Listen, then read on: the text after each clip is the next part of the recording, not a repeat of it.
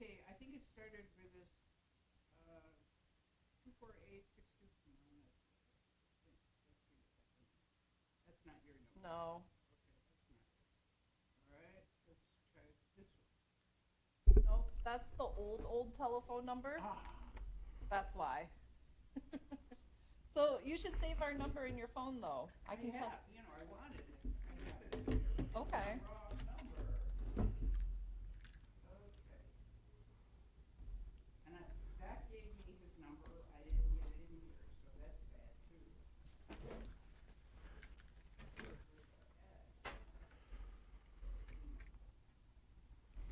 Council members, it's 4 p.m. Please make your way to the chambers.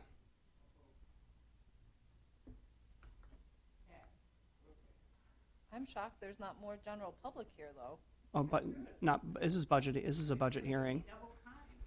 They never come to budget meeting. No one ever comes to budget hearings. Really? Yeah, it's unfortunate. I think it's like the most important stuff, but that's because I'm the finance geek. So. Well, I'm just the advocate, and so is Miss Place. So. Okay, what's the phone number now? 248-623. 7705. Is Zach coming? No, I left Zach behind to hold down the fort. Oh.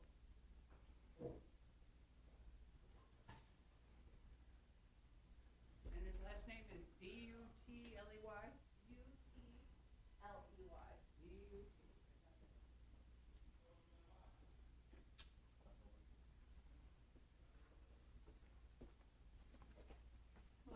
Hi there. How are you? Oh, I'm here. Barely, though. It took me forever to get here from Parkstone.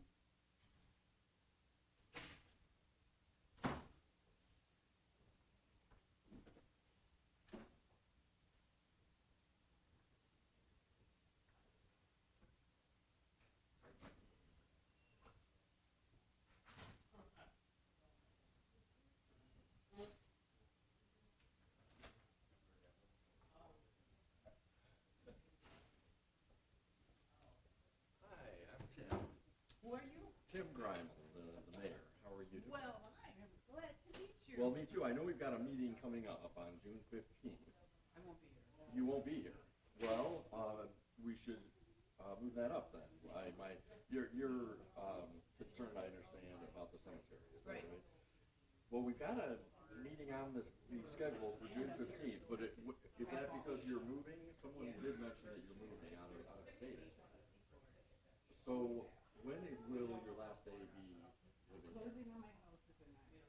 The night. Okay. You're not wasting any time, are you? Okay. Well, why don't we try to meet then before the night?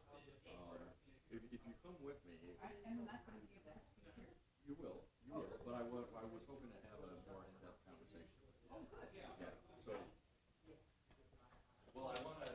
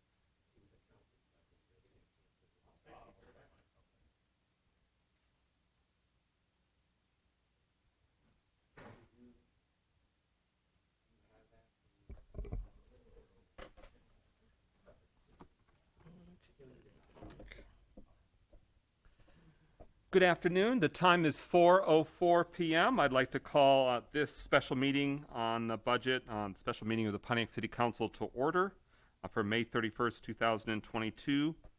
Roll call, Clerk Garland Doyle. Carrington. Goodman. Present. James. Here. McGinnis. Present. Nicholson. Here. Parker. Rutherford. Mr. President, you have a quorum. Thank you. Can I please have a quorum being established? Can I please have a motion to excuse for personal reasons council members Carrington, Parker, and Rutherford? So moved. Support. It's been moved and seconded. We do anticipate that all or some of them will join us, depending on the length of the meeting, as they make their way here to City Hall. But for personal reasons, we excuse them for at least a portion, if not all of this particular meeting. Hearing no further discussion, roll call on the authorization to excuse council members from the meeting. Clerk Doyle. Goodman. Yes. James. Yes. McGinnis. Yes. Nicholson. Yes. 4 yeas, no nays. All right.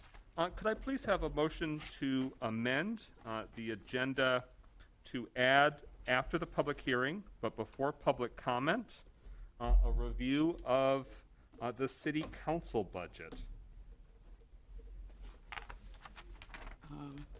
So, I move. second. It's been moved by James, seconded by Nicholson, to add a new discussion item, if you will, or review category, the city council's budget. That will come after the public hearing has been opened, held, and closed, but before public comment. Is there any concern about that? No concern, just discussion. I wanted to just point out that this was on our previous agenda. We didn't get to it, so this is just moving this from the last budget meeting to the tail end of this budget meeting. Excellent point. Yes. So we've been able to have a steady clip and cover a lot of different department budgets, but we intentionally wanted some other departments to have billing on the day that we also had the council budget scheduled. So we're essentially making use of the anticipated spare time. Any further discussion on that motion to amend the agenda to add city council budget review after the public hearing? Any concerns with that motion, Clerk Doyle? All right. Thank you. Hearing no further discussion, roll call on the amending of the budget. Clerk Doyle. James. Yes. McGinnis. Yes. Nicholson. Yes. Goodman. Yes. 4 yeas, no nays. That motion carries. All right, we are now at a public hearing. This is the public hearing regarding the proposed annual budget for fiscal year 2022 and 2023, as well as for the city's tax rate. The city council annually sets the tax levies, if you will, in terms of the different elements that make up the funding for the city of Pontiac. And so this is an opportunity for anyone from the public to be able to weigh in on not only what the proposed budget is, but also what the proposed tax rates are for those that are part of the city of Pontiac, Michigan. Before I open the public hearing, I just want to give context that we have been reviewing department by department the budget following the initial proposal by Mayor Greimel by the deadline that was at the beginning of this month. So we've spent a whole month going through, looking through the various proposed revenue and expenditure anticipations. This is the formal part of the year of that budget cycle where the community can explicitly weigh in on what they would like to see, changes they would like to see incorporated, and then in the coming weeks, the city council continues to review, deliberate, and then amend the budget before we must adopt an annual budget prior to the conclusion of this fiscal year. There are certain deadlines, but the fiscal year ends June 30th, so we are approximately 1 month away from that. So we're making steady progress in the budget cycle. Any discussion from council members before I open the public hearing? Hearing no discussion, the public hearing is hereby opened at 4:09 p.m. What we'll do is anyone present is able to join with us at the podium. You'll want to state your name and address or name and affiliation and share your feedback. And that's how we'll do it. We did have 2 individuals sign up, but you are also able to join from the floor, if you will, even if you didn't sign up. So with that, Ms. Carolyn Place, if you'd like to take the microphone. Well, I'm really pleased to be able to have this opportunity to share with you. Is the volume right? You The can- volume is right, and if you could state your name and address. Okay. For public hearings, it's just something they require of us. Alrighty. My name is Mrs. Carolyn Place, although I am a widow, and I live at 5615 Chickadee Lane, which is about, maybe 3/4 of a mile from the cemetery in Clarkston. And I have been in the same house, which I'm selling now and moving shortly to Florida, for 54 years. And my husband and I, who is, of course, deceased now, used to walk the cemetery, and we'd end up getting coffee and breakfast, say, at the Big Boy. Okay. Big Boy's gone, so is my husband, but the cemetery is still there.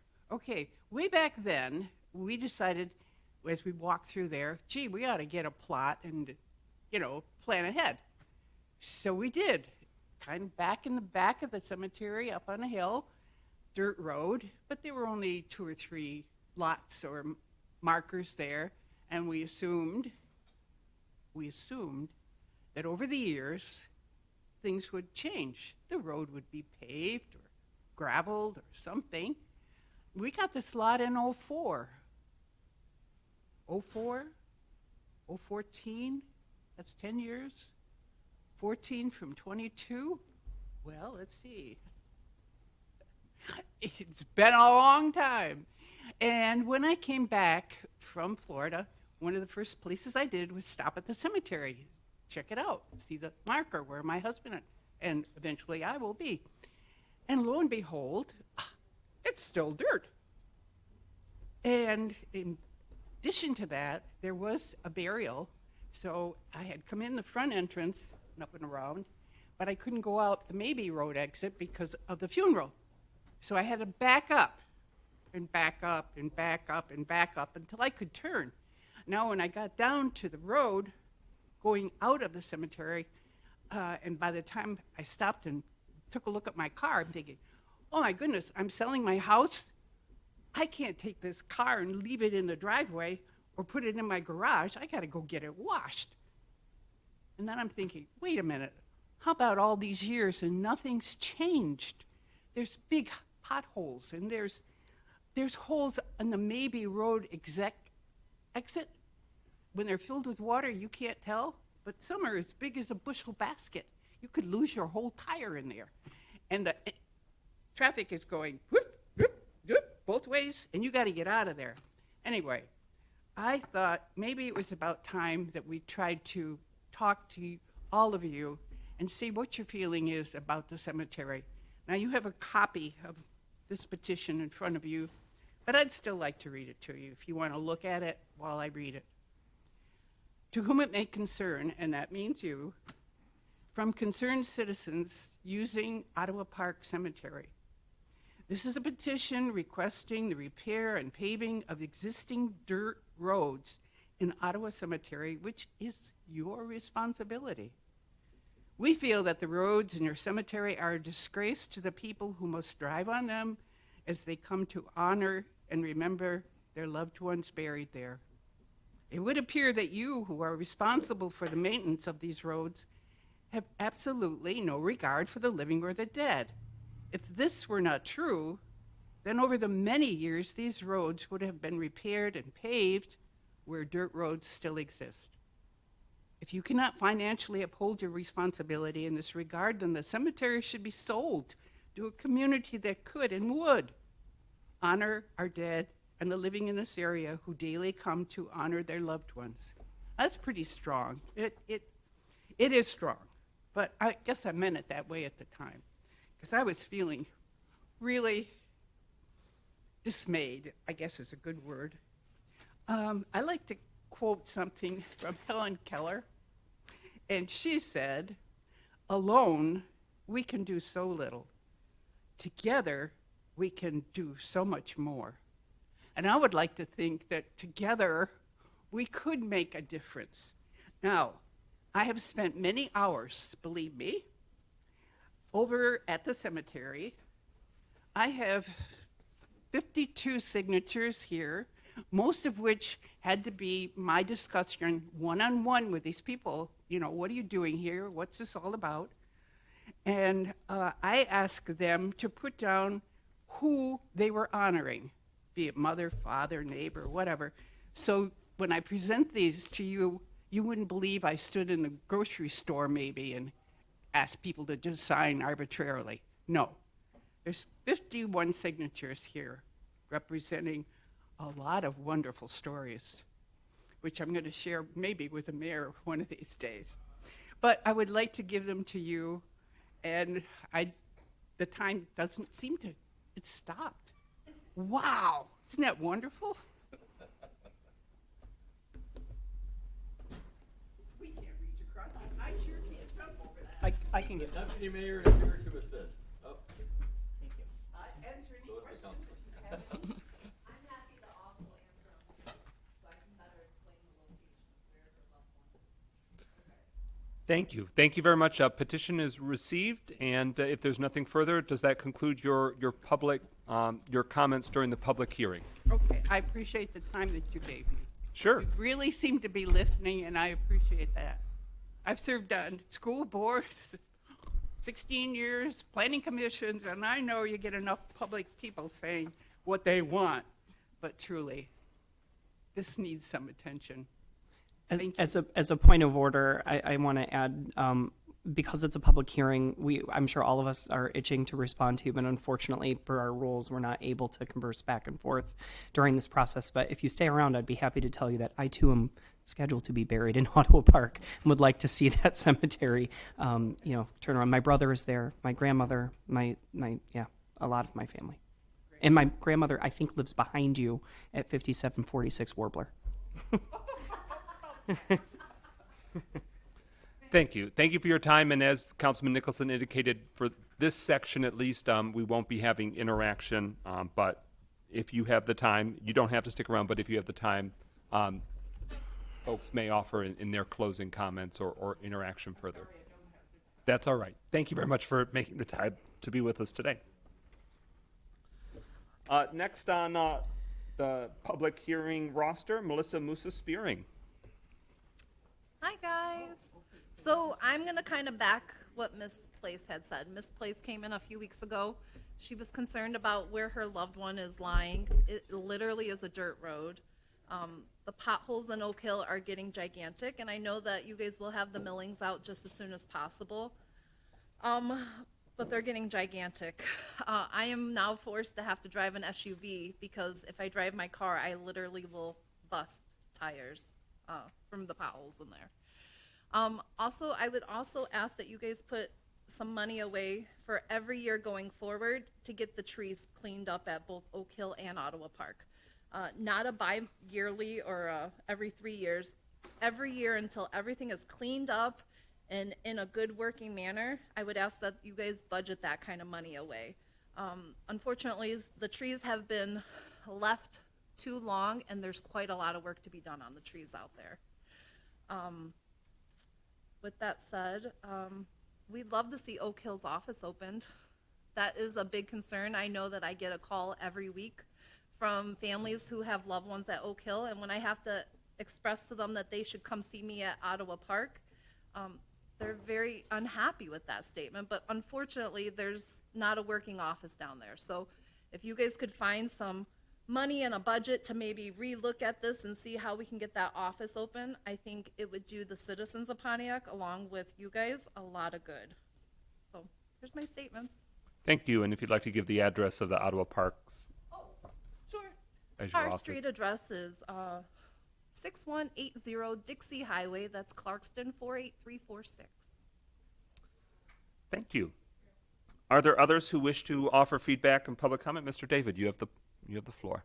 Please state your name and address.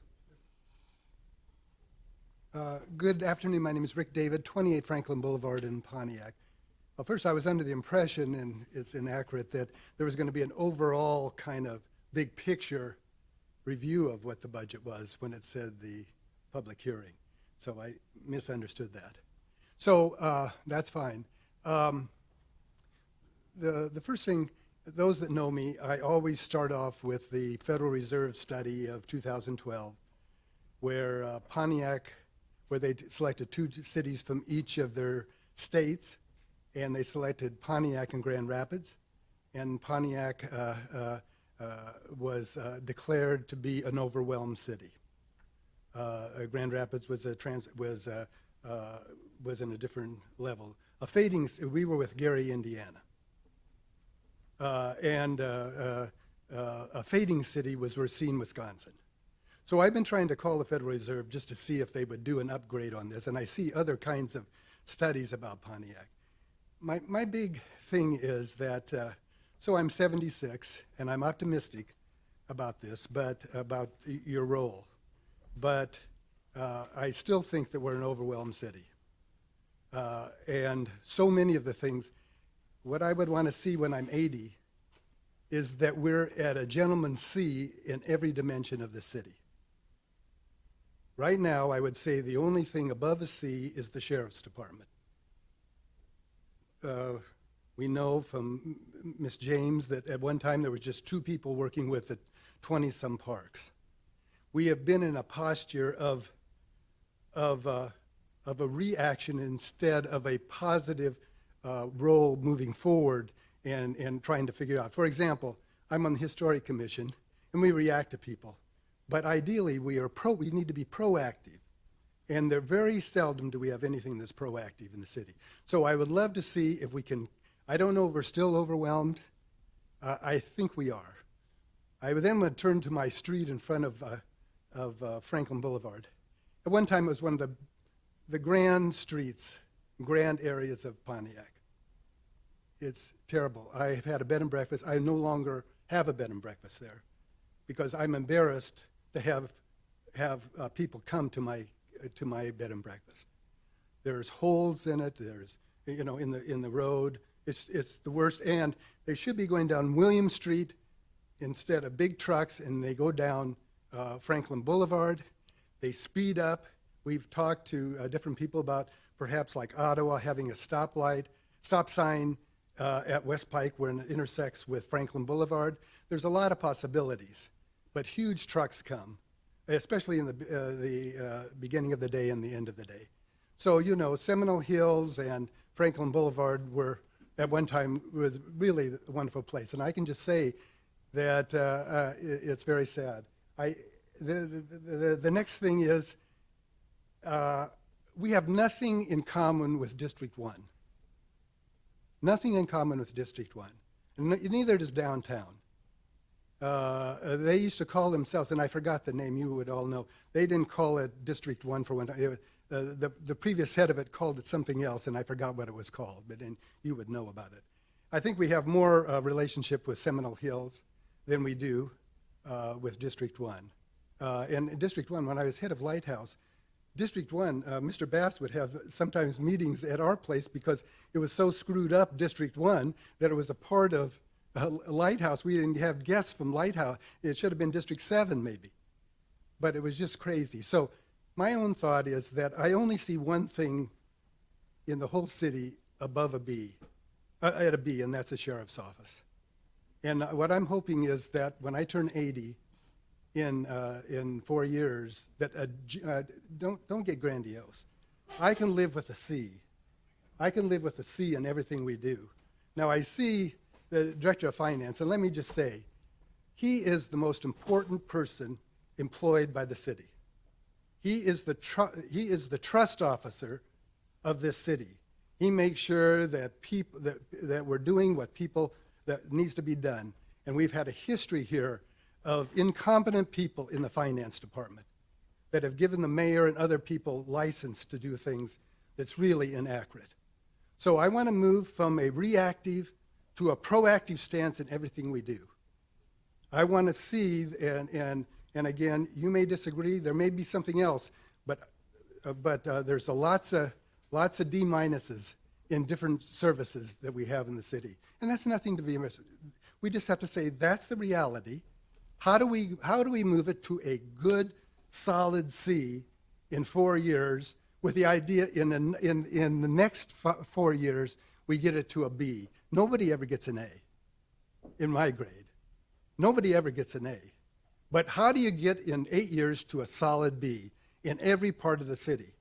And that's very important. So think about my street, Franklin Boulevard, what it once was, what is no longer. I go to the city, I go to the department a lot, and they just have the longest face in the world. You know what I mean? People that they say, I was told 2 years ago they were going to work on it this summer. Then I went there, it's no longer even on the agenda to work on it. Williams was to be that street where people go back and forth a lot. It's not a residential street. It's All Saints Church and it's the Art Center and that. It's not a residential street. And so think proactive, not reactive. Figure out other places that we can get to a solid C in every service we have in Pontiac and to get towards what the sheriff is today, in my mind. When I went there, I was the last person to speak at the county government when that decision was reached. And Vel, who was the chief of police, said, "I'm going to put you in jail." Now he was not a happy man that I was there. Now he would never do that because I didn't do anything bad, but it was just sort of the thing that he was thinking about. So think about the changes that we need. Think about my desire when I'm 80 years old in 4 years that we have a solid C in everything we do. And, we had 32 neighborhood associations within the 7 districts when they first came in 97. Think about all of the things. The #1 restaurant in Oakland County, in Metro Detroit, in Pike Street Restaurant. The #1. And right now, again, we're an overwhelmed city. So I would love to have the Federal Reserve come back in, do an evaluation of our city. Are we still overwhelmed? What are the departments that are still overwhelmed? How do we get to a proactive, not a reactive stance? The final thing, not all of it is your domain. When I go to the school system, 14% of the kids in our Pontiac school read at grade level. Only 4% read math. Math at their level, at grade level. This is, what do we do to turn this around? I'm willing to do whatever I can. Catalina knows my work and others do. I'm here to help, but let's get realistic. And the trust officer is this fellow, I don't know his name, over here, but that's to me, the director of finance in the finance department is the trust officer of the organization, and they got to make sure that things get done. Amen. Bye-bye. Thank you. Are there other members of the public that wish to speak during this public hearing? I do want to recognize council members Parker and Rutherford as present voting at 4:24 p.m. Before I close the public hearing, I do want to itemize and just share for you when it comes to the proposed millage rates for the coming fiscal year. This is something that at our meeting that follows this evening will be an item of business, but states that in accordance with the General Appropriations Act, the City Council of the City of Pontiac authorizes the following fiscal year 2022-23 millage rates to be levied and collected on the general property tax of all real and personal property within the city. By charter, our operating millage, 10.9132. By charter, our capital improvement millage, 1.3639. Under the auspices of state law, the sanitation millage, 2.7281. Voted by the people of Pontiac, the senior services millage, 0.4839. And voted by the citizens of Pontiac, the youth center millage at 1.419. The city treasurer would be authorized to impose a 1% property tax administration fee for all property taxes due and a late penalty charge when applicable in conformance with sections that apply for state law. So I wanted to share that in case there was anyone in the audience that wanted to also comment on the proposed millage rates as well. So we talked about the budget so far. Is there anyone from the community, and that includes someone that's spoken already, that would like to speak about millage rates? Mr. David? Oh, is that what it's supposed to be? Well, there's nobody here. Oh, well, you were more than 3 minutes as well. Calm down. Order. I'm sorry. It's a sidetrack of this. I understand now that most city budgets, the property taxes are the number one revenue source. In Pontiac, I've been told it is the income tax. As a citizen, I don't understand the implications of that. What is the long-term issue when the property tax is not the number one source of revenue for a city? I have no idea. Thank you. Any further public comment or comment during this public hearing? Anyone else wish to be recognized? Any requests for participation in the public hearing? Any additional requests? Any additional requests? With that, the public hearing is closed at 4:31 p.m. Before we move on to the city council budget, I want to give council members an opportunity or the mayor to reflect on any statements or answer any questions during the public hearing section that we've just had. Would anyone like the floor? Councilwoman Rutherford? Good afternoon. I just want to say, because I walked in on the gist of your conversation, that it is important that we look at what the income was in 1997 to where the income is in 2022. In 1997, we were a robust town that had GM all around, and everybody worked. About 34,000 people at one time worked at GM. They don't work here no more because they're not here. The way that we change stuff is simple. We start to get creative. We start to get grants. We start to go do in-house. We start to try to find funding from outside sources. That's how we change this community. Part two is really simple. The schools are not going to change till the parents change. And that's just it, and that's all. We can ask for accountability from the teachers. We have people most of the time that are working above and beyond. My cousin, for example, is the assistant vice principal at one of the schools in Pontiac, and she was ranked actually the teacher of the year. And she spends her actual income trying to help these students. It starts with the parenting. I know, because as a single parent, nobody gave me nothing. I did everything myself, and I hustled hard, and my daughter was successful. So at the end of the day, when we want access and accountability, we have to start with self, and that's how we can and will change. Thank you so much, and have a great day. Others that wish to have the floor? Councilman Nicholson? I want to make comment to the property tax, income tax scenario. So we are lucky to have our income tax. Many other cities don't benefit from an income tax of even our level. The growth in employment has certainly helped when we've had companies like Amazon, Williams International, United Wholesale Mortgage that has grown that base, and we see that to continue to grow. However, from a property tax perspective, and I'll maybe ask the deputy mayor to help me. We are burdened, I'll use the term, by restrictions on how fast the city can recuperate from the depreciation in our value of our properties. While we are on the other side, as we continue to gain value, there are legislative things that have happened in the state that unfortunately we can't change, but for maybe an act of the voters, which we may consider seeking in the future, which would take a large education campaign to do so, but things like the Headley Amendment do restrict our ability to immediately go after those increased dollars. So while many other cities haven't seen the steep decline in property values that we saw, and we're on the upside of that hill. We're getting up there, but we can only realize a certain percentage of that each year. Deputy Mayor. You summed it up perfectly. Yeah.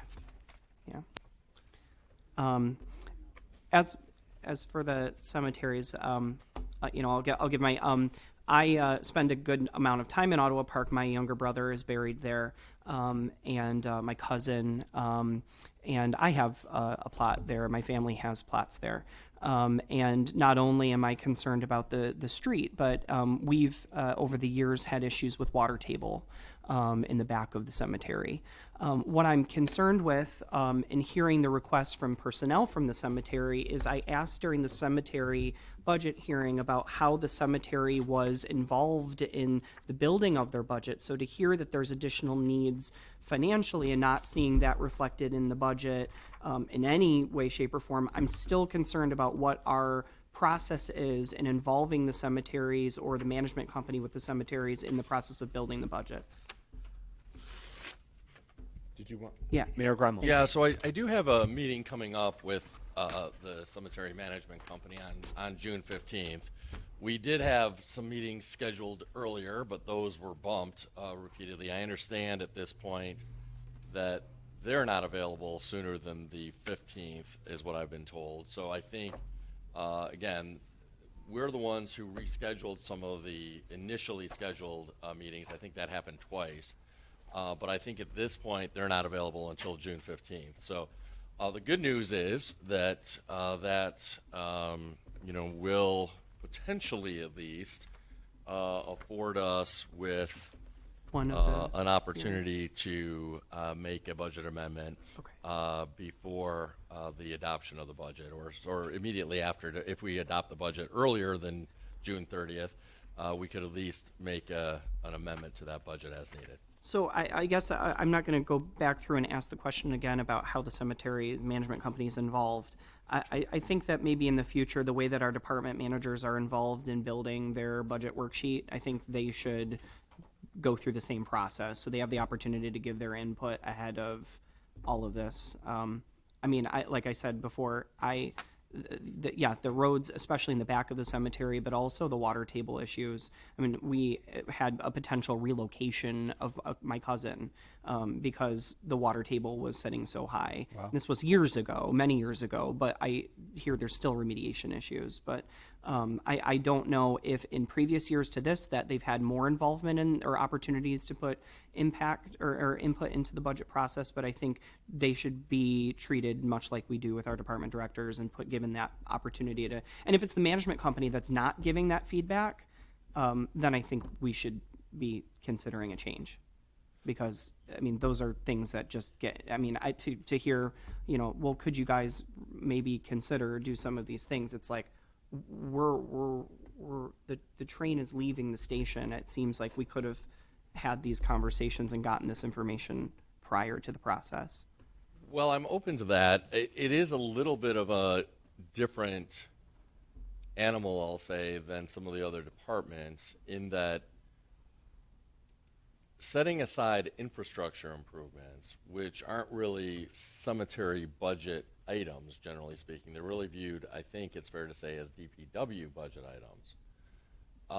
So aside from that, when it comes to the actual management of the cemetery in terms of burying people and some of the basic maintenance around that, in terms of day-to-day maintenance, it's really the responsibility of the management company. So the idea is, hey, we allow you to run these cemeteries, you get the profit, and you take care of the basic maintenance that's within the purview of your contract.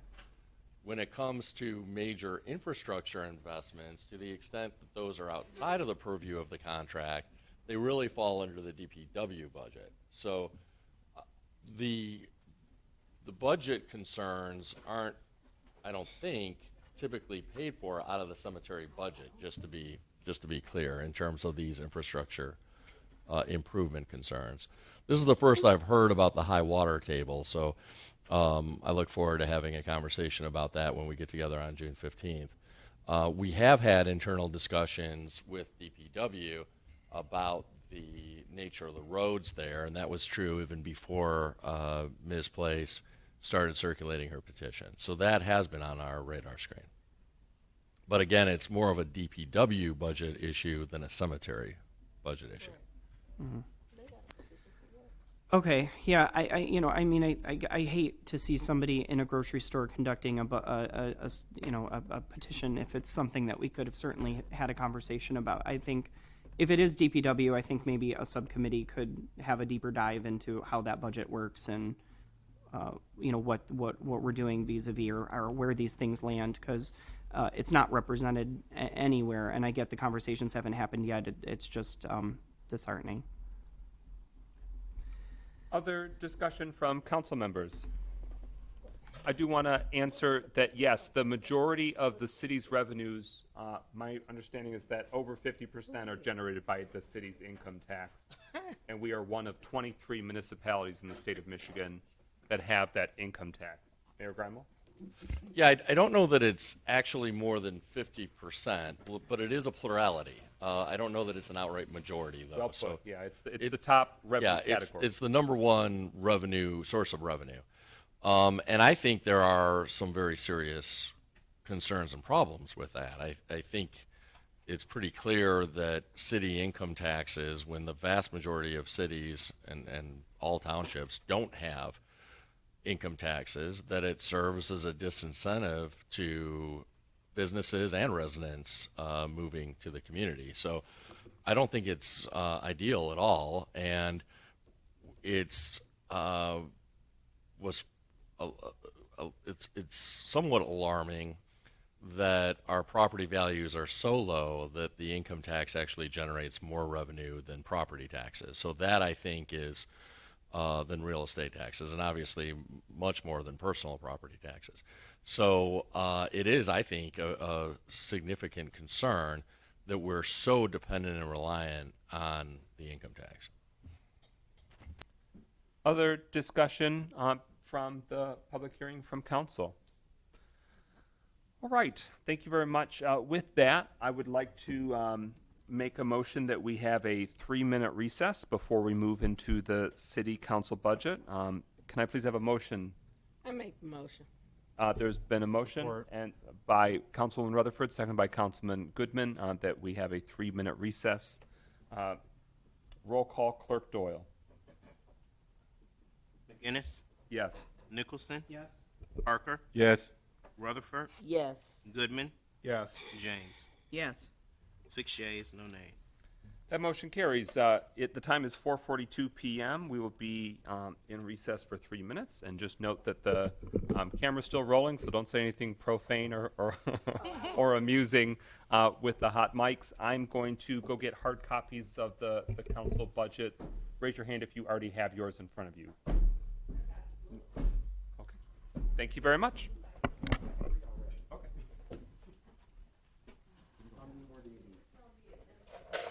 Nine. Are they individual, just one sheet? Yeah. How you doing?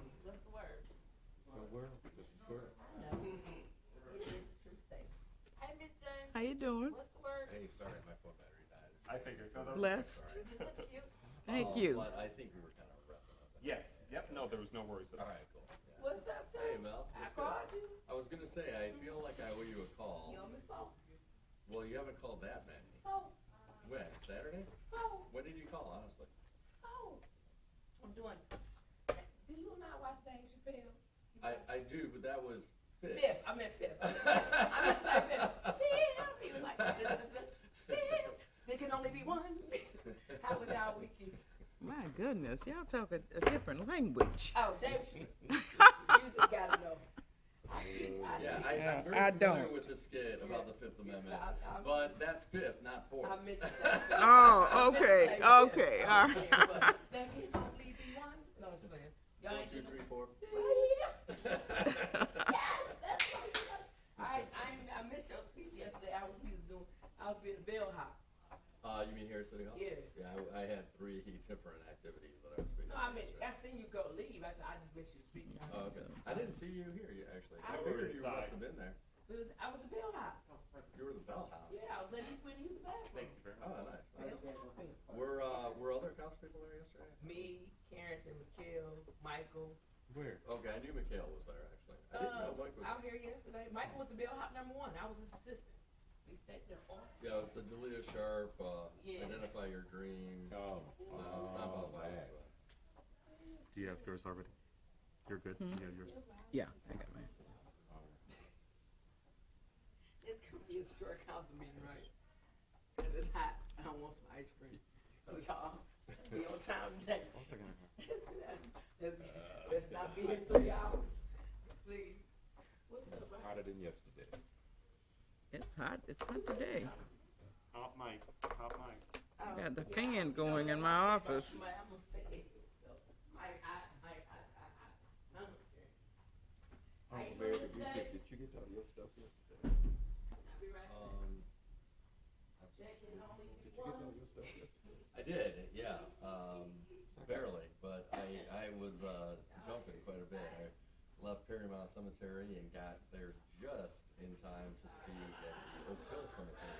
And then I came over here and got here just in time to speak at the Stop Out Violence March, so, yeah. I remember it was Brenda Lawrence's office called and are interested in doing a coffee hour here at City Hall on a Saturday, and I can be here to let them in and out. Yeah. Are you comfortable with that? For sure, yeah. It's Saturday the 11th. I assume there's nothing. No problem, I don't think so, yeah. No, but for sure, we're comfortable with that, yeah. Anytime a city, elected official wants to do a meet and greet, we welcome, obviously it's not electoral in nature, so we welcome them using it. Sounds good. Rick, I took notes about some of your observations and concerns regarding Franklin Boulevard, so I'll give you a call to follow up on those.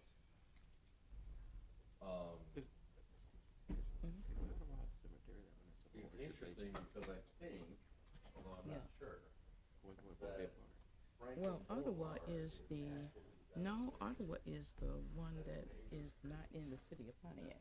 whereas Williams, Oak Hill is in Pontiac, and the others, cemetery.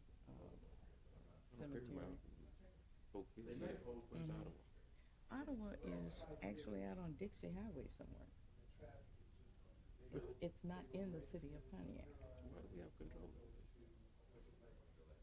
I don't know how that all got started, but it is a Pontiac.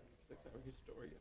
Michael. It's a- I'm sorry, Brother President. Oh, you're good. Mike's is still hot. Yeah, yeah.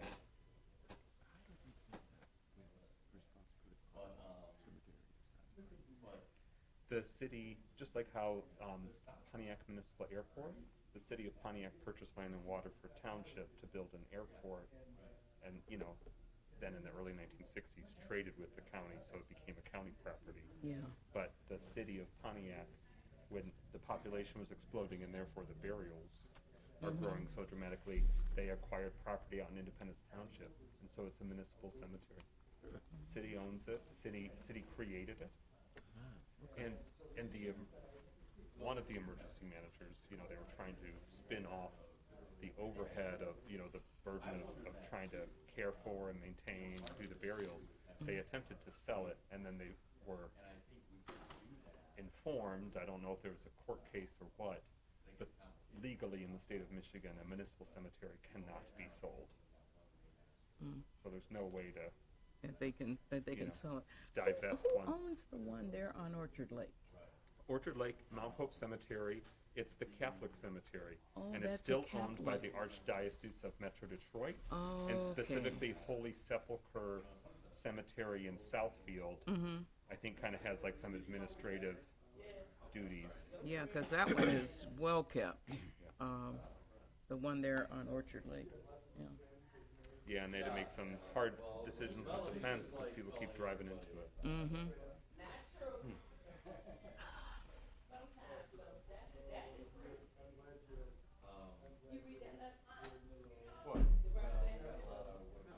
Well, it looked like it might be a short council meeting today, if nothing else. But look at the agenda, it does anyway. I looked at it, doesn't look that well. What did I do with the agenda?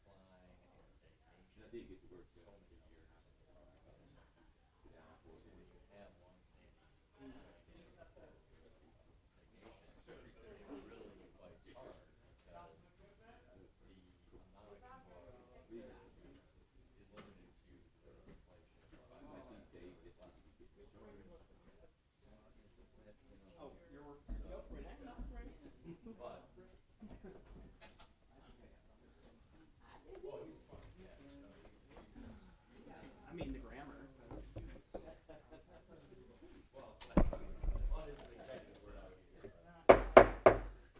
We are back from recess. The time is 4:50 p.m. Please forgive our indulgences as 3 minutes became 6 or so. We are on the part of the agenda that we amended to add the review of the city council budget. So each council member previously received has been reviewing and has before you now Department 101 City Council. And we can go through, because it's pretty compact, each one. So in terms of what we have for salaries and wages, we have the stipends that each city council member receives. My understanding is that it would come in this line item as well. Each city council member receives $16,500 annually, and that is set. That is something legally that we cannot set. It's set by the local officers' compensation commission. Then we have our legislative council, ably served by Attorney Monique Sharp, and the budget is built around the anticipation of that position continuing. The previous council budget had 2 additional positions. One was a communications outreach specialist, and another was a fiscal analyst. This proposed dollar amount is dialing back the anticipation of a fiscal analyst, and that we don't necessarily anticipate that for the coming fiscal year, the city council will need their own fiscal analyst.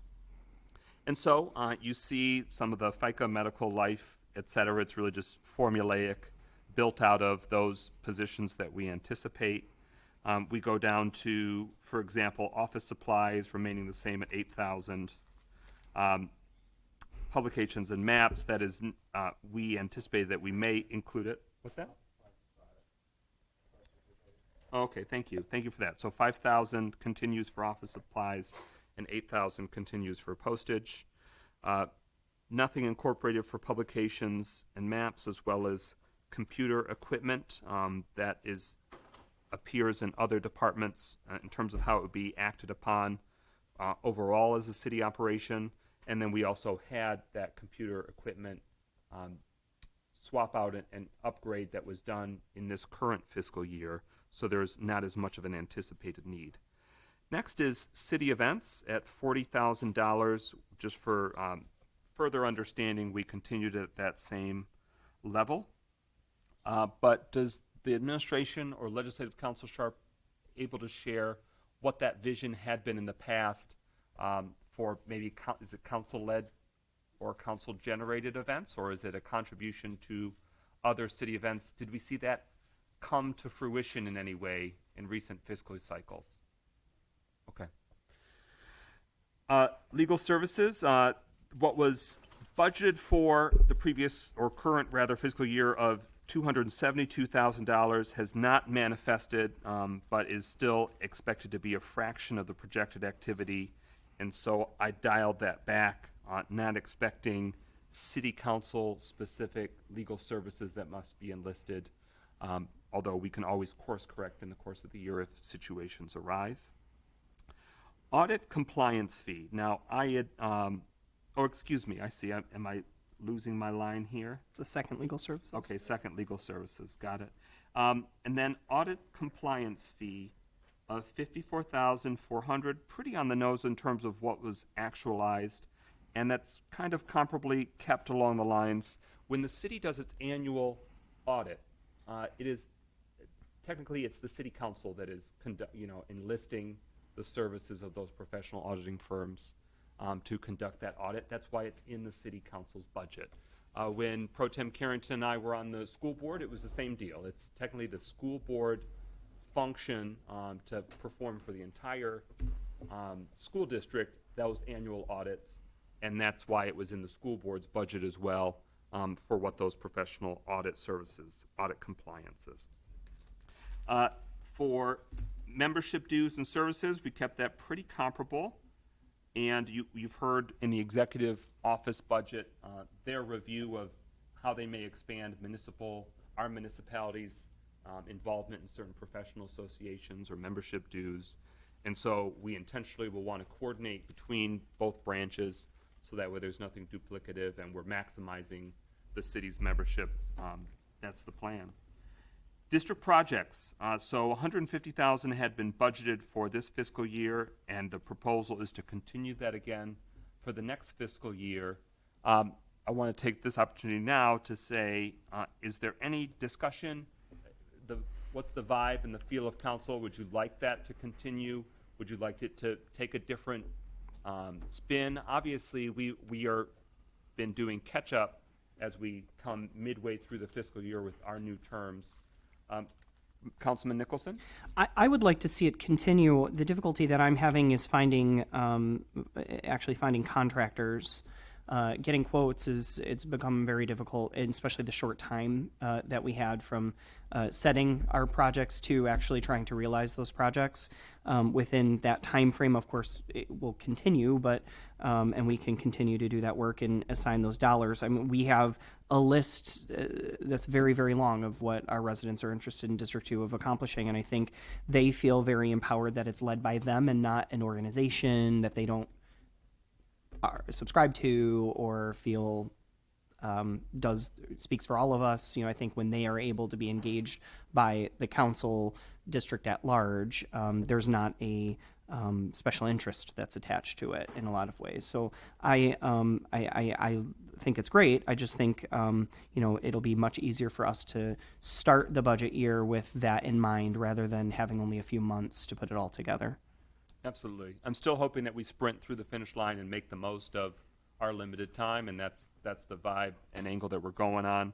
But that's very well put, that district projects are something that we want to be as proactive as possible to make the most of the 12 months. Councilman Rutherford, and then Councilman Parker. So, for my district projects, and I know this is a sidebar conversation, but can I get an update on where those things I've submitted are moving towards the finish line? And also, just so that I know this, and it's just a point of clarity. So let's say I wanted to use my money for Art Dunlap. Could I do so because it's in my district to improve it? Well, the short answer is yes. Okay. I think so. Okay. And so each district project, we try to run it through council leadership for us to sort of be that, another set just to confirm that it's in the right lane. And I think that would be very appropriate. An enhancement to a public space that's located in District 1 is very much on point. And also, just so that second point, so that's going to be the $20,000 that ends on June the 30th. That's the one I'm referring. Now, you know how we have $20,000 every year. So if I wanted to use that money, I could use it if I use it before June the 30th, I could use that, correct? Depending on the cycle of, like when the work is done, when purchase orders can be pulled off. We're fighting against the clock, and it might just be Oh, I'm sorry. I just want to make sure because summer's approaching. Yeah. Councilman Parker, then Councilwoman James. Thank you, Brother President. I think it's a great idea that we keep this process working. I think it's a good thing. I'm just glad that we get the knowledge of it at firsthand at the beginning of the fiscal year as opposed to getting it at the tail of the fiscal year as we did this time, because it gives us an opportunity to meet with our CDCs and get the community input and what they would like to see and how they would like that money used. So thank you very much for including it this year. Yeah, great point, especially as we are not only newly assuming our respective offices, but also coming out of the pandemic, there was a lot of rebuilding that had to be done in terms of that community engagement, in terms of those organizations and district entities to help form that feedback and help prioritize what those project needs should be. Councilwoman James? Yeah, I too would like to see this continue because it's the one thing that our residents and our various community groups can have. It empowers them. I really think that does empower our communities to do things, special things in their community, so I completely support it. The thing with the monies that we have gotten, I agree with Councilman Nicholson and with Rutherford, it has been problematic because we're in a pandemic and there's all kinds of issues going on. But one of the problems I have encountered is lead time. A lot of things that I wanted to do or things that I wanted to order from a specific source, I can't because the lead times right now for, recreational kinds of things is anywhere from 10 to 15, 20 weeks. And that would mean that we would not be able to do that within this time frame. So we have to look at not only what we are doing, but how long would it take to be able to order those parts and to get them installed in that time frame. So it really has been challenging, but I still think it's a great idea, and it's something that we definitely ought to continue. Thank you. I'd like to recognize President Pro Tem Carrington as present voting at 4:59 p.m. And it's something that we can also gauge throughout the coming fiscal year too, if we need to rededicate funds that are working on a sort of a project that was initiated in a previous fiscal year when there were a lot of funds that weren't actualized. So we can try and be strategic and responsive as the year goes on. Other discussion on district projects? So, yes, ma'am, Councilwoman Rutherford. Also, is there a way that if we could look at possibly increasing the amount in the next fiscal year? Because $20,000 doesn't go as far as we think it would go. And then we have certain sides, well, in my district, there are certain things that absolutely need to be done from a community standpoint.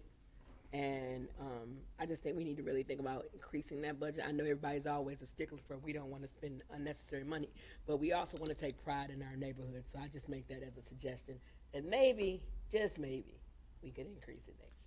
It will be slightly larger regardless because we made that 20,000 calculation based on what was remaining. So a few thousand had been spent by the previous council on some district projects. So we took the remaining balance and divided by 7. That's where the 20,000 came in. So we'd be starting the next fiscal year with 21,425 approximately.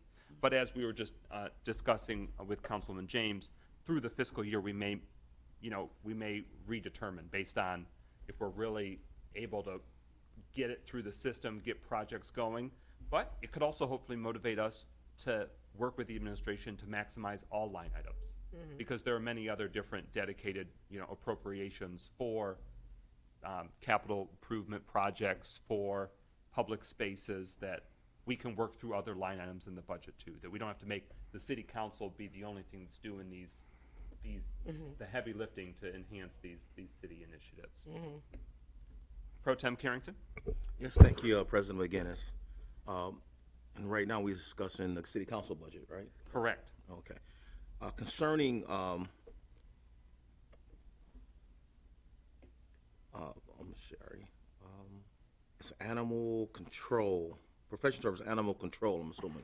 It was $100,000 allocated this past fiscal year? And have we done any kind of, have we done any suggestion on how we can reallocate that, or what's the difference between what Oakland County Animal Control does and how would it relate to the city of Pontiac, if it's possible? Sure, yeah, the city council budget incorporated an additional or appropriated $100,000 for animal control initiatives. That was not acted upon this fiscal year to date, and I had included $100,000 as a placeholder in the request or proposal from our department, being the city council. The mayor's recommended budget does not include that $100,000. If the administration wants to share what their vision may be for additional measures or needs, how they will be met with other resources for animal issues. Well, I'd like to get a better sense of exactly what services the county does provide or doesn't provide, as the case may be. I mean, my sense is that the county supposedly will pick up dogs, stray dogs. Now, whether that's happening, whether people are calling county animal control and county animal control isn't responding, or what the dynamic is, I'm not sure.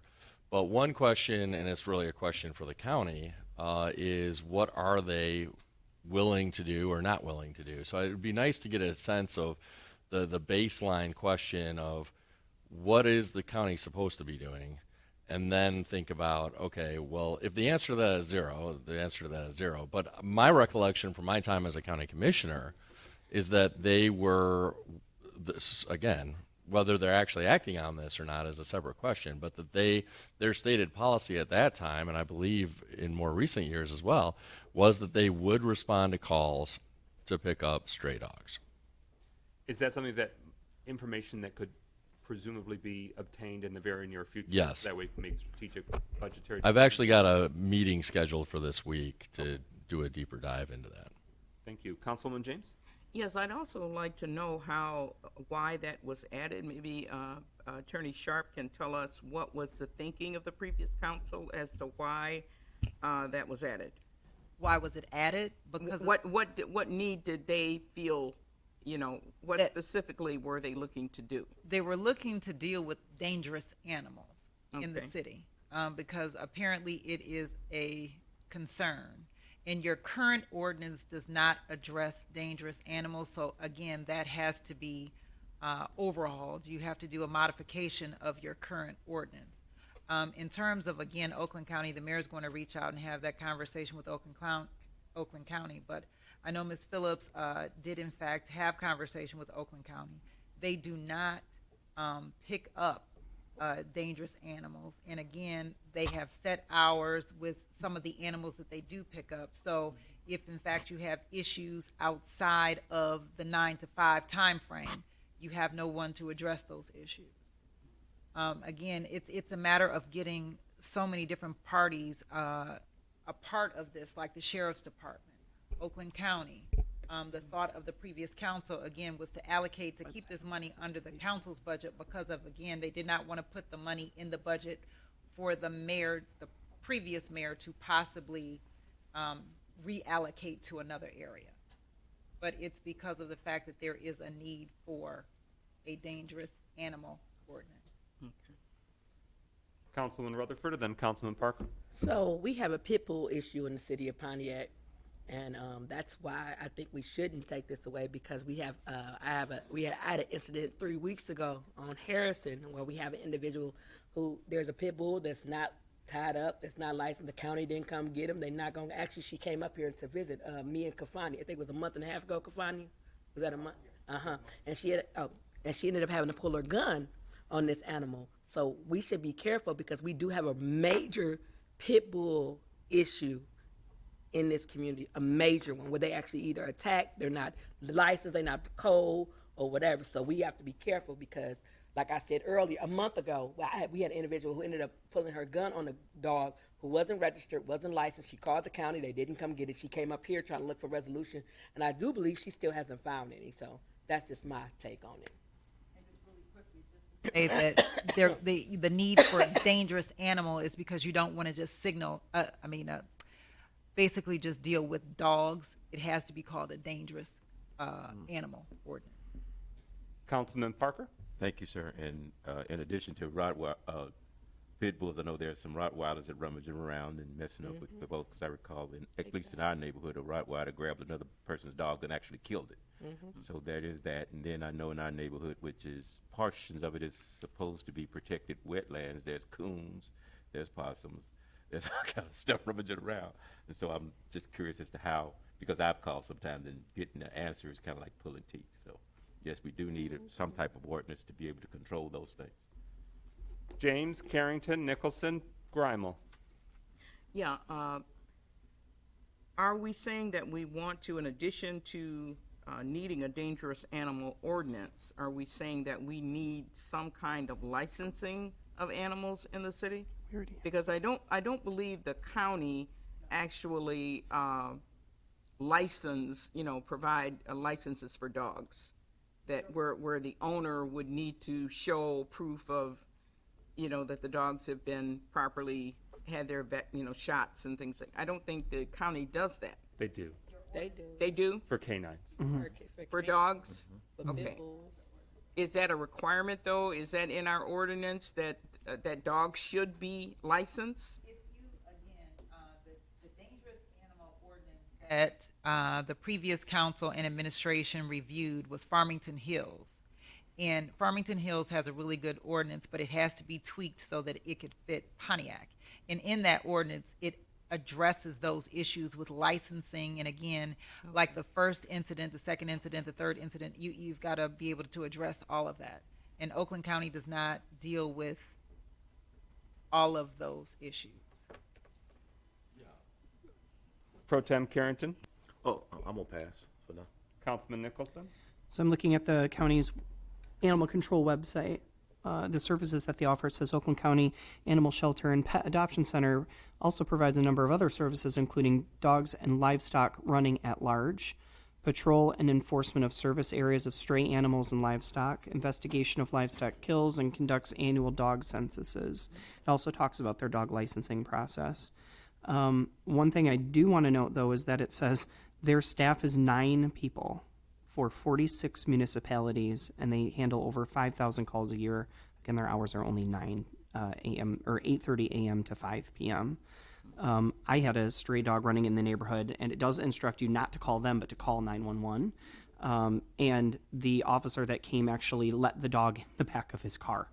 And I don't know where he took him to or what happened after that, but the officers were helpful. I'm sure that was far outside of their call of duty, but it does say to call 911 rather than call them directly. I imagine this is a capacity issue. I mean, 9 people for 46 communities. I don't think if anybody has the expectation that they call that someone's going to be there right away, as I think is what people's expectation would be. And I don't see that 9 people could make that happen. Just today, we were out in the backyard and a dog walked up to us in the backyard. I also don't want to limit it to breeds. I think any animal could be potentially dangerous, especially if it's loose and unlicensed and unvaccinated. I don't want to say any particular breed is more or worse than the other, but I've met a lot of incredibly sweet pit bulls. But I think it is something we should address overall. I just don't know that today we have all of the information we need or even what services are out there. Because it seems like some larger municipalities do their own thing, where there are, and I don't know of any other organization that's out there doing this work that has capacity to take on anything more without significant dollars, and $100,000 is not going to do that. So if this is money that could potentially supplement something we're already doing or expand capacity, I could see that as being an option. I don't see the millions of dollar price tag that it would take to create a kennel and hire staff and vehicles and response teams and all of the dollars that it's going to take to do the veterinary work.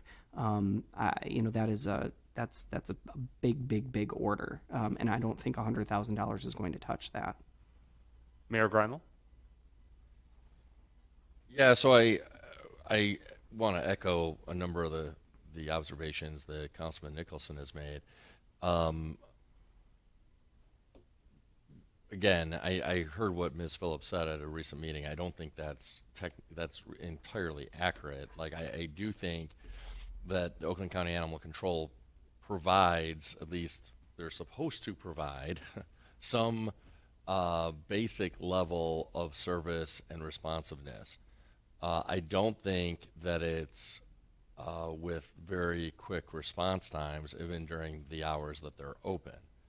But I think, again, I know I said this earlier, the first thing we need to determine is just what is that baseline of service that Oakland County is supposed to do, and that will, I think, inform our decision-making process about how we supplement that.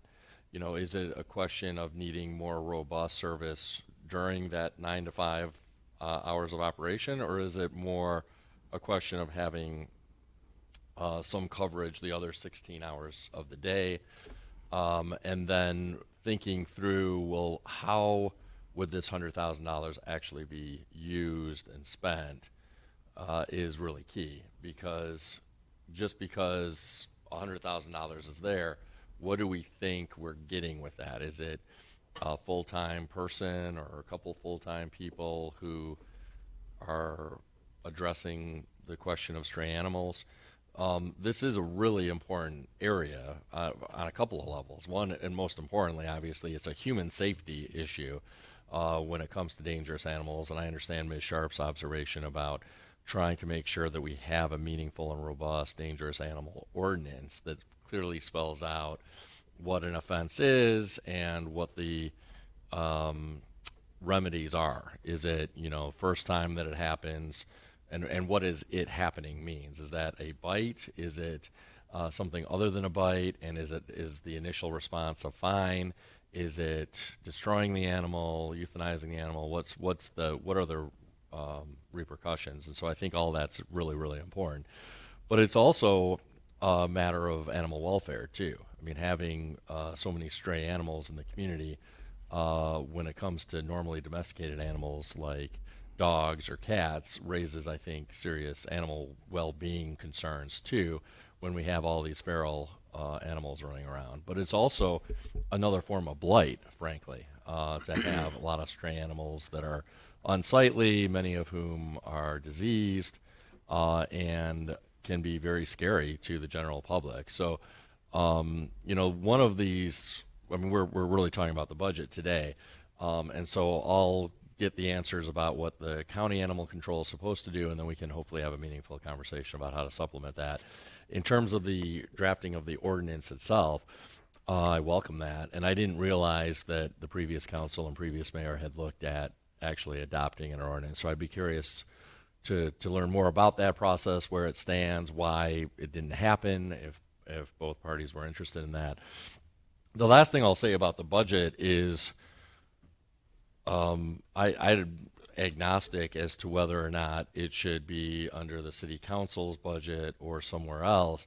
But I think the way we generally think of this, and I think this was reflected in why the previous city council put it under the city council's budget, is they were concerned about the previous mayor diverting that money elsewhere. And the point is that when things are under the city council's budget, it's, I think, generally interpreted that it's up to the city council to administer those items. And so there's a broader question here too about whether the city council wants to be administering that. Again, I don't have a problem with city council administering it, but as we think about administrative capacity, that's just something to keep in mind. Well, my vote is that the city council is not in the business of managing or administering animal control measures, so I would charge the administration, as you're doing some deeper dive, what is the right home? Is it public works? Is it community, as you're reorganizing departments, what makes the most sense based on the services that may be rendered? Councilwoman James, and then Pro Tem Carrington. Yeah, I have similar thoughts. I would think, though, the first step would be that we would look at the ordinance, of actually getting an ordinance in place. And my question to council would be, what subcommittee would be the most appropriate for that particular aspect? To to look at the need for protection against with dangerous animals. What committee would be the one to take that on? And then if that subcommittee would take on moving the ordinance forward, then the next part would be, what would be the next step? Do we really want to possibly hire as a second step an animal control officer that could work and coordinate with Oakland County? So there are other, but the first step should be what city council subcommittee should this ordinance creation fall under? My initial sense would be public safety, health, and wellness, because I think it is most immediately a public safety challenge. I think that in past years it has been under what was the community development subcommittee, because that was the department that maybe many years ago handled it. But as I'm looking at our current subcommittee, that's economic development, housing, and planning, that doesn't seem to be a right fit. And that's also in part because code enforcement fell under, at least had fallen under, planning, and the reorganization will have that under, a different entity of sorts, because if we have it in our municipal code, for example, 3 dogs is the limit per the household in Pontiac.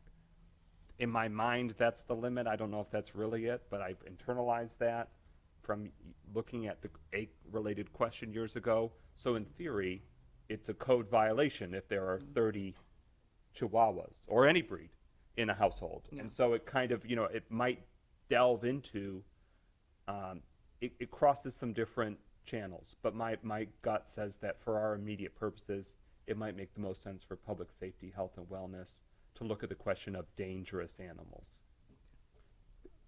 Deputy Mayor Stevens? So just building off of the mayor's comments, a question for council. As we look at this in general, is the desire, if we wave a magic wand and you have an ordinance in place, is the desire to augment the service time that Oakland County is out so that you have not just 9 to 5, but you have someone who is available from 5 until midnight? Or is the idea to have additional service during those traditional business hours?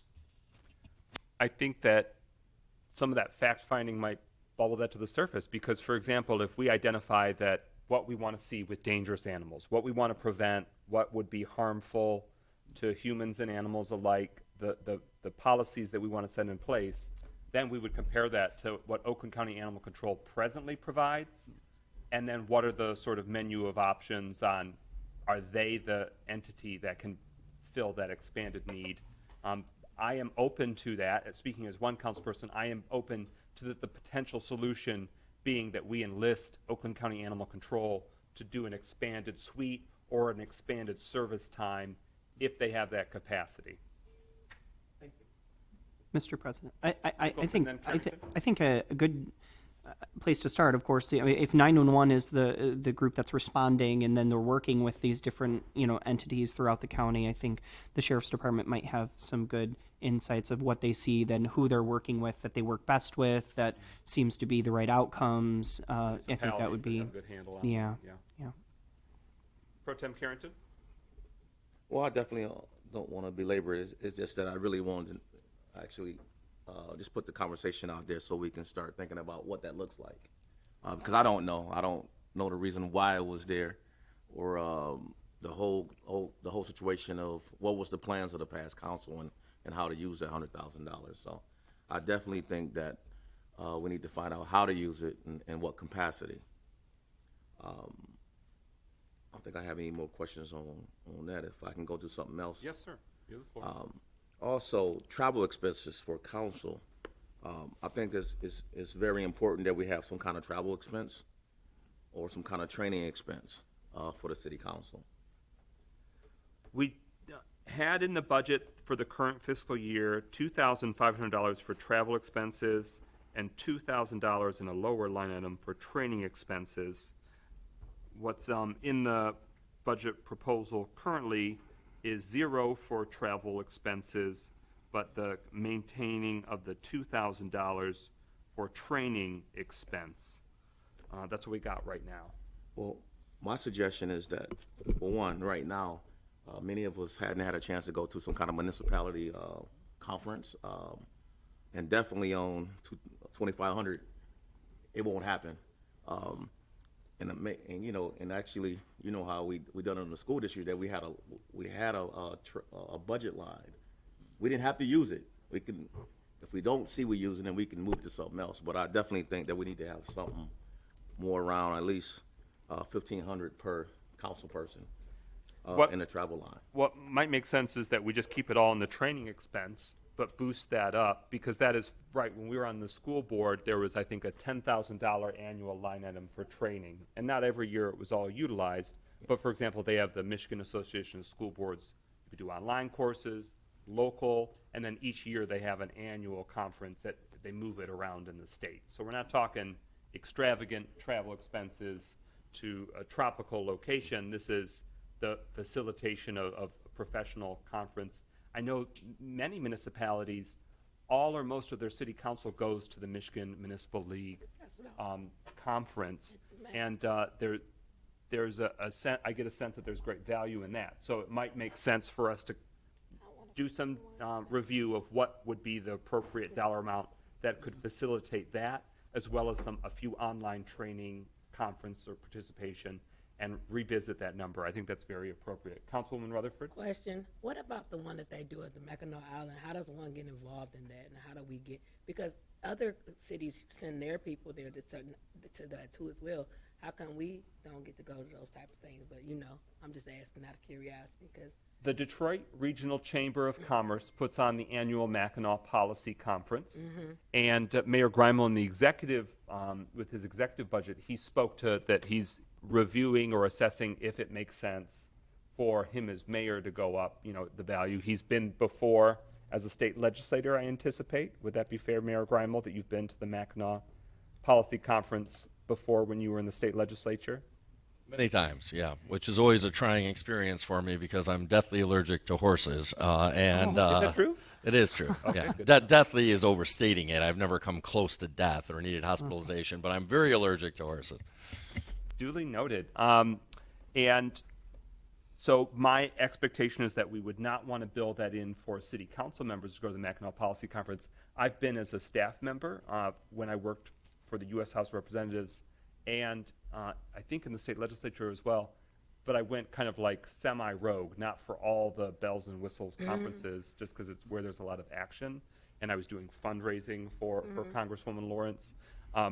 I, based on my biased opinion, wouldn't see as much value in the city council, individual city council members going, and even to Mayor Greimel's point, there's, in terms of the investment of time and travel, about whether it's truly worth it as much. What you can do is schedule a whole boatload of meetings, with sort of movers and shakers that are there. But I don't know that the council members would get as much out of it, but that's just me and my vibe. Rutherford, then James, then Greimel? So let's say we didn't, but we wanted to go. How do we go about doing it? Because I have friends who are on council in other places, and they're going. And so I always want to be in the know and the movers and the shakers, because we all want to know who's moving and who's shaking and how to attract more things to our city. So I want to know how to go. So if I got to put my own dime, I'll go myself. It is available to you, yes. And so I can help connect you with that through the Detroit Regional Chamber. All right, thank you. Councilwoman James? Yeah, I would like to see some more monies put into our training expense, because I'm not sure if the municipal league, the initial training that we took in January comes out of that budget, but there's specific training. Each of us have different backgrounds, right, different levels of orientation. I definitely feel I could use more municipal budgeting training, because I think this is a very difficult budget, and it's one that I would like to see, I would like to get more training on these budgets in general. So I'd like to see more monies in the budget so that each individual council person, as they feel needed, would have the ability to get additional training. I welcome that feedback, and I think that's worth noting, that if there's a shared sense that council members want to do some policy, some training and expanding of skills, opportunities. For example, there are different entities that we could even bring, almost like as a lunch and learn, that we can bring as a special council meeting or to a subcommittee, that if they were dealing with, for example, policies that deal with blighted, or vacant land. There are different, experts that can help us do some training as an organization, as a council. That's just one that, based on my personal interest, that I could see the value in it. But to your point, it could deal with many different subject areas where we could use and leverage that training to get more benefit for the taxpayers. Yes. Mayor Greimel, Councilman Parker, Councilman Rutherford. I don't have. Oh, okay. Councilman Parker. Thank you, sir. I just recall when we first took office, our council there signed us up for MML, and I think it's about every other week I get something from MLL regarding training and education that they're doing.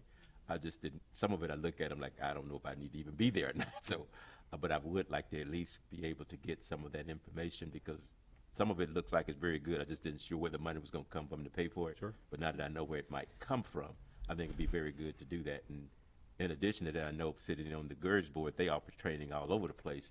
Just about every quarter, they're doing something someplace that requires money. So I do know there's money to each to develop those things. So I think it's something we need to look at and invest in, find out how do we become better at what we do. Absolutely, and it's worth noting that there is just under $1,500 still available. So if there is something that you can take advantage of in the next 4+ weeks, that is an option available for you. Just be in touch with me.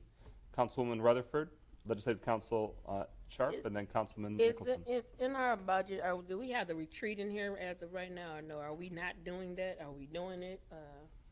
Expenses for any retreats or study sessions can come under miscellaneous expenses. And if we're recruiting a facilitator, it could also be other professional services based on the current budget. So I think we've got the flexibility, and we don't need to carve out a new line item that's, right on the nose saying retreat. So that way we've got flexibility. Okay, the only reason I asked that is because we haven't done that, and when I served on previous boards, like on the library board, we did retreats. We had people come in there and show us how to galvanize the troops, and I think that's vital for teamwork, because teamwork makes the dream work. So that's where I'm at with it.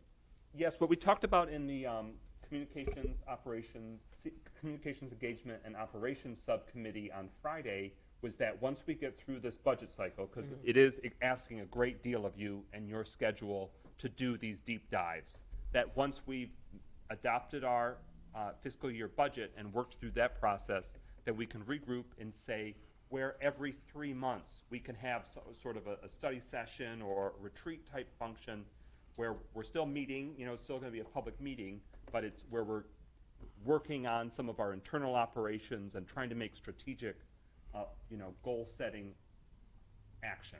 So that's the vision. I'm satisfied. And I think that the budget currently for the fiscal year, but also looking forward, I think it gives us the flexibility to pull that off. Legislative Council Sharp? Yes, just to chime in on what Pastor Parker said, if there are any seminars that you all are interested in with the MML, you just come to me and I can register you for it. I mean, that's what the money's for. So if you see anything of interest, go for it.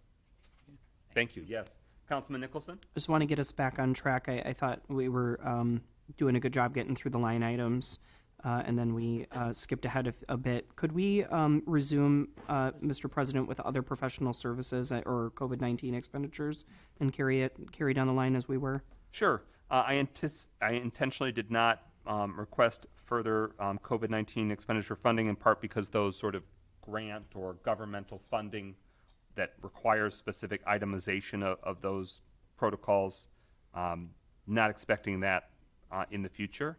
Other professional services, based on where the trajectory was, I dialed that back from what the current fiscal year has for $120,000, but instead for $40,000. And as we, really flex our muscles and are firing on all cylinders, we may find that we will need more in the future with other professional services. But based on this last fiscal year, that's where I landed on.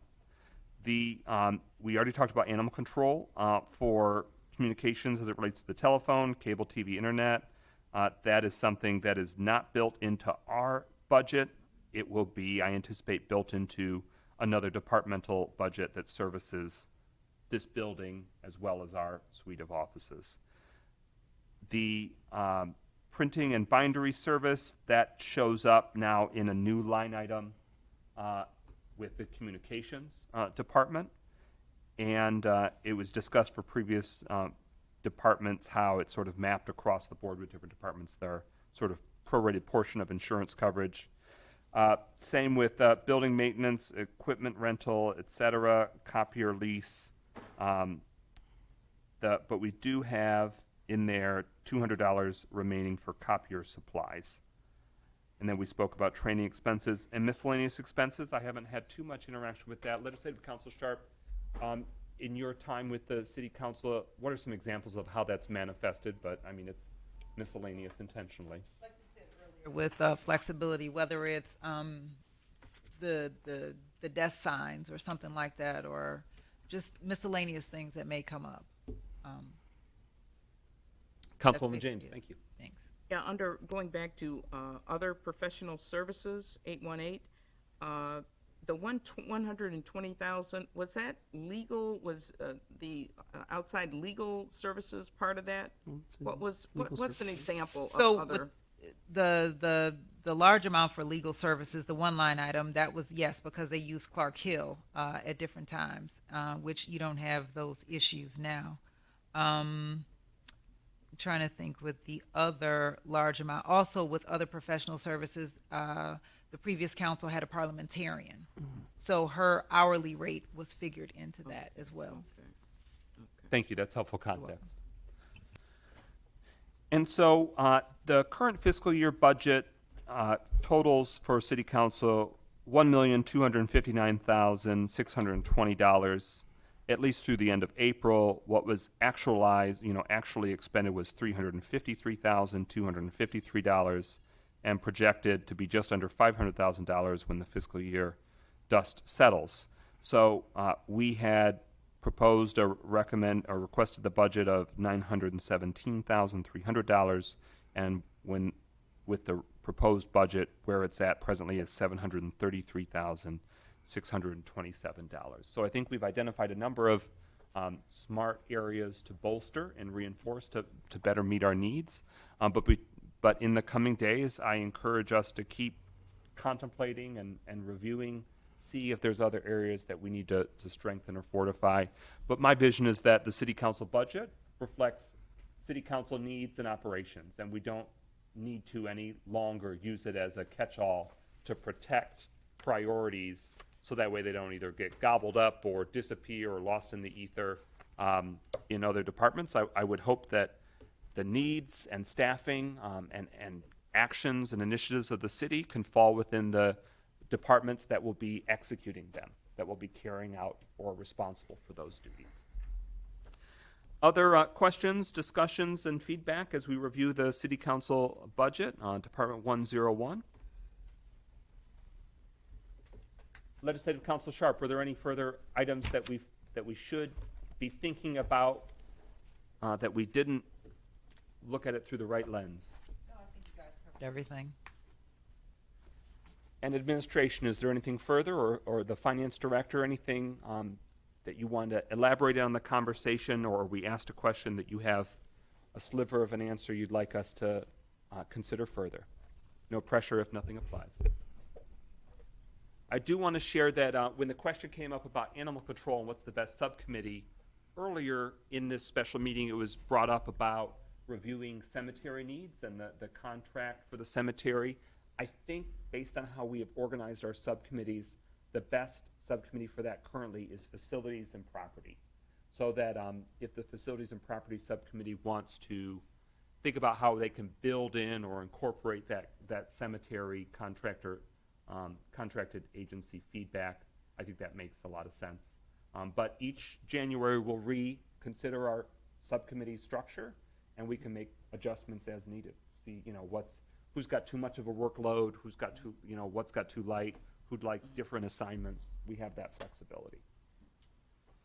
Any further discussion about the City Council budget? Yes, I have. Councilwoman James. The communication, going back to the first item, salaries and wages, you indicated that one of those positions you no longer wanted to use, but the communication specialist, is that still in the budget? Are we still planning on bringing in, because we had talked about that. I don't recall anyone saying that has been eliminated. So correct. can I get The an intention update? is to keep the legislative council and the communications outreach specialist would be Okay. the two City Council employees under the supervision and guidance of this City Council. And now that there is an HR point person, I feel comfortable utilizing human resources for us to post that. Okay. And if we now, through this process, if there's consensus about where the council wants to go, part of me didn't want to pull the trigger if the council was like, no, we want these different positions, if that makes sense. I felt a little anxious about posting for something if we weren't going to go in that same direction after July 1st. So is there comfort level with the City Council for a legislative council and communications outreach specialist that has multiple facets, but that's the position that is designated in the budget. We can we can modify the title, that it doesn't have to solely be about communications and outreach, but that would be a large, substantial portion of their responsibilities. Pro Tem Carrington? I think that's fine. I think we need to at least move forward in trying to get those job postings together and how we want them, so we can get them posted. Unless it's a major overhaul, I don't see no reason why we can't move forward. Understood. Councilman Rutherford? Oh, no, I just support that because we do need our own person to actually speak for us sometimes. It's necessary, because there are things that people say one thing, and I don't want nobody misspeaking for me in particular. I don't like that. So if we have our own person, they can do what they need to do, it's effective, and we can create change. So that's all I had. All right. Any further discussion? Yep, Mr. President.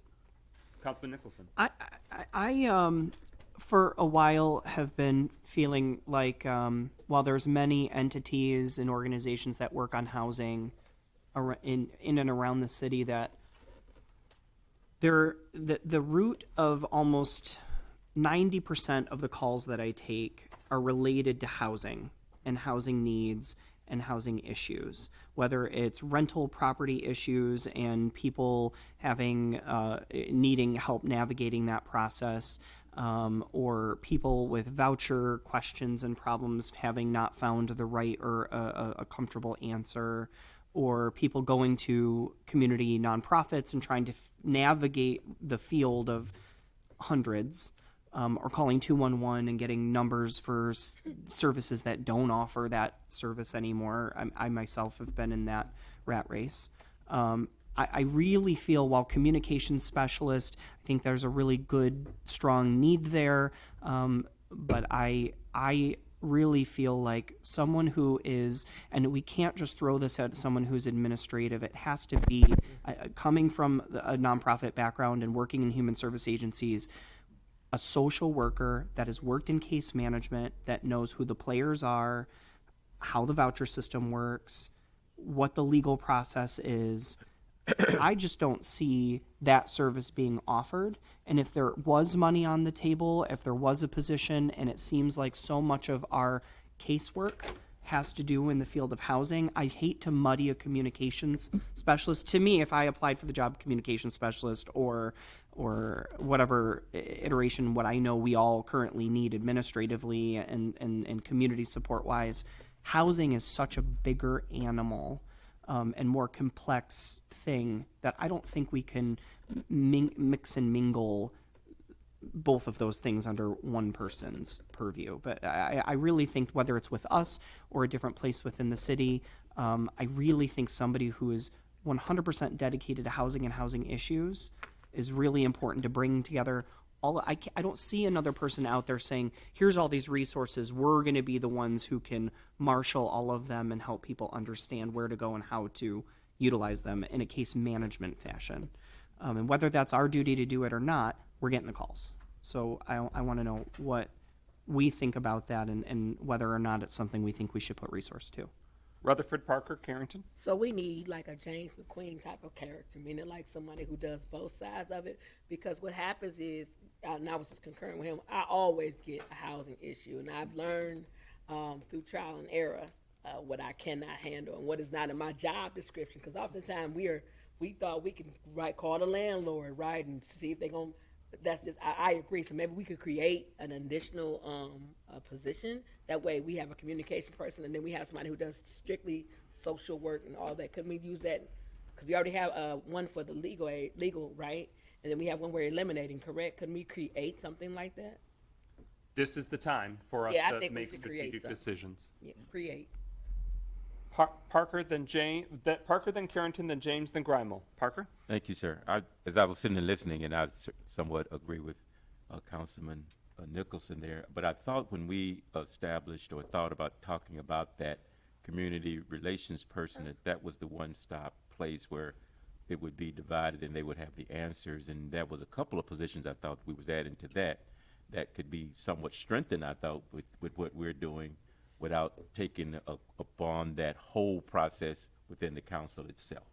That was my understanding of what that person would be. They would be that one-stop spot that we would stop at, and they would have all those answers, whether it be housing, whether it be DPW, whether it be public safety. They would have that one-stop person that would be able to answer all those things, and maybe not necessarily the body, but the dollars could be transferred to get that person situated to be that person that we're looking for without having to worry about dollars and how we pay them.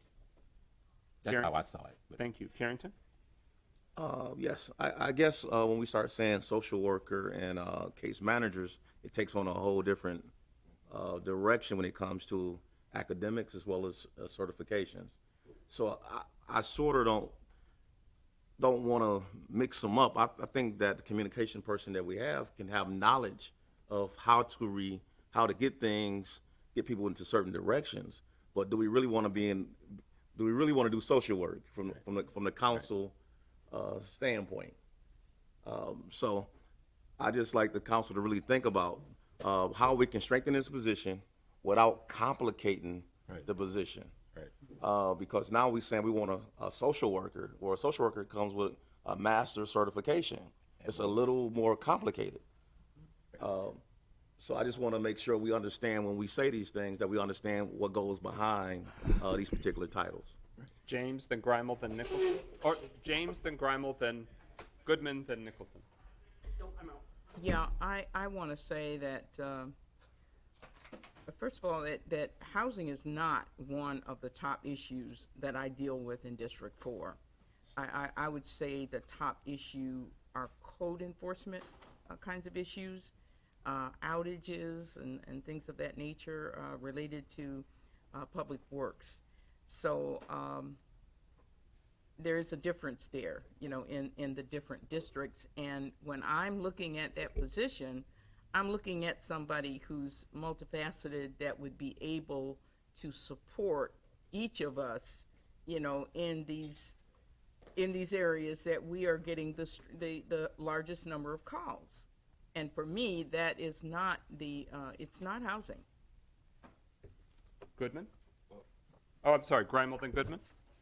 Well, I was going to make a similar observation as Councilwoman James, which is I can't speak to the specific calls that each of you are receiving, but we receive a lot of different calls on a lot of different topics, and I would be a little hesitant to elevate one particular topic above other topics because I think the calls that all of us receive probably depend on the geography of the city, which explains why certain city council districts may see more of some calls than others, but also may depend on the time of year and may depend on a number of different variables. And so it certainly hasn't been my experience that housing calls stands out substantially from other calls. But more importantly, and I think this is in part what President Pro Tem Carrington's getting at, is I do think we need to be mindful of what calls do we get that the city can act upon versus that we're advising people about resources elsewhere. So housing is not a function that the city is involved in, other than rental unit inspections and enforcement, which is important. But when it comes to getting a Section 8 voucher, that's a Pontiac Housing Commission issue. It's not a city issue. When it comes to code enforcement, that's clearly a city issue. Same with rental unit inspection. Same with potholes and other road issues. But if we're talking about trying to get people rental assistance or trying to get people vouchers or trying to make sure that people are getting legal assistance for a landlord-tenant complaint, those are not areas where the city has direct control. So, and I don't know that when we take on some of those things, if we were to establish a case manager position or a social worker position, it certainly creates expectations that the city is going to solve those problems in ways that typically we don't have the power to solve. Councilman Goodman? So there are two things. I want to first of all go on with my other two colleagues and point out that housing is an issue. I think that there's a reason why we're saying that. As one of the I think one of the only ones up here who has a job community organizing within the city itself. I knock these doors and I hear from residents personally about the issues that face them, and housing is one of the main ones. But to even remove upon, beyond that, and to acknowledge like that different districts do have different needs and different calls, let us also be aware of the survivor's fallacy, that the people who make the calls to complain are not always those most in need. But even further removing from that, I think there is a bit to be taken from both of this, recognizing that we do need someone who is much more aware of the essentially services and community needs part of the job, in addition to just communications. You can have someone who does communications and also cannot handle someone calling them crying because they're about to be evicted, nor does that person know how to connect that person with different resources. Now, whether it be the city itself having a case manager, having someone in that role, or having someone who has experience in that wheelhouse of being able to, let's say, at one point have worked with DHHS or have been a social worker or something of that similar background, and finding someone who has the ability not only to communicate on behalf of us, but at least have the ability to properly connect residents with different resources and with essentially showing them where to go. We need someone who is capable of doing, multifaceted amount of things. Agreed. Councilwoman Rutherford?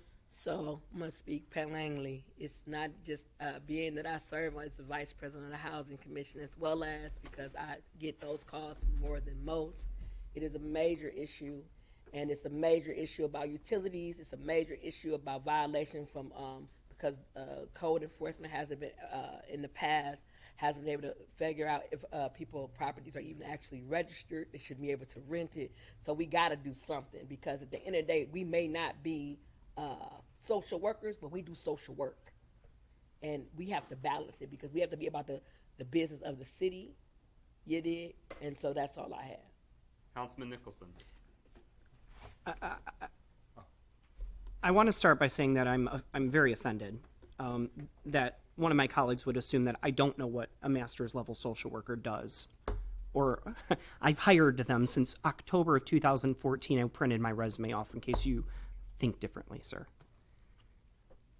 My point is that there are not the resources for our renters, and we are in a majority renter-oriented city. That is the difference with Pontiac. The difference is that we have landlords that are taking advantage of people every day. We have buildings, some of the tallest buildings in our city. This is happening.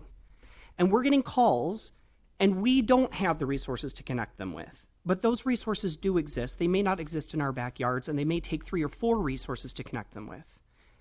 I don't have those answers.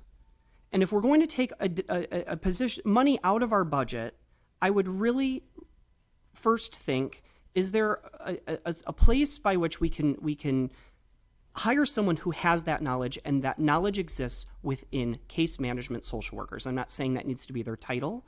I'm not saying that we need to license them. It's not required. If someone's doing case management, it's not required. Human service degrees, bachelor's of human service degrees are fine. The reality is, if you don't do this work every day, and this landscape is constantly changing, like I said where I started, you call 211 and the resource that told them they were doing this program today doesn't do it tomorrow. We need someone who stays fresh on these situations, and for me, that topic is it's so specific that we have a whole commission on this very topic, because it's that difficult. It deals with social needs, psychosocial needs. It deals with legal things that we don't have the capabilities of. So to me, is it not the city's job? I would argue that in a city that is majority renters, to best serve who we are serving, someone who deals with those scenarios. And maybe it's someone who's going to help us completely turn that on its head. Maybe it's a housing counselor who's going to work with mortgage companies and find opportunities to help people through credit counseling to buy their homes, to get us out of the scenario that we're in with a majority rental city. Maybe home ownership is what we want to focus on. Maybe it's not. That's where I'm going to go. My heart's at peace. The speakers list having been exhausted, and there are no requests for public comment at this special meeting, apart from those that already participated in the public hearing that was held earlier. Is there a motion to adjourn this special meeting? So moved. It's been moved by Goodman. Is there a second? Here. Second by James. Hearing no discussion on adjournment, roll call. Clerk Doyle. Nicholson, Yes. Parker, Carrington, Yes. Goodman, Yes. James, Yes. McGinnis. Yes. 5 yeas, no nays. We stand adjourned from our special meeting at 5:55 p.m. We'll be back in 5 minutes for the beginning of the regular meeting of the Pontiac City Council. Thank you.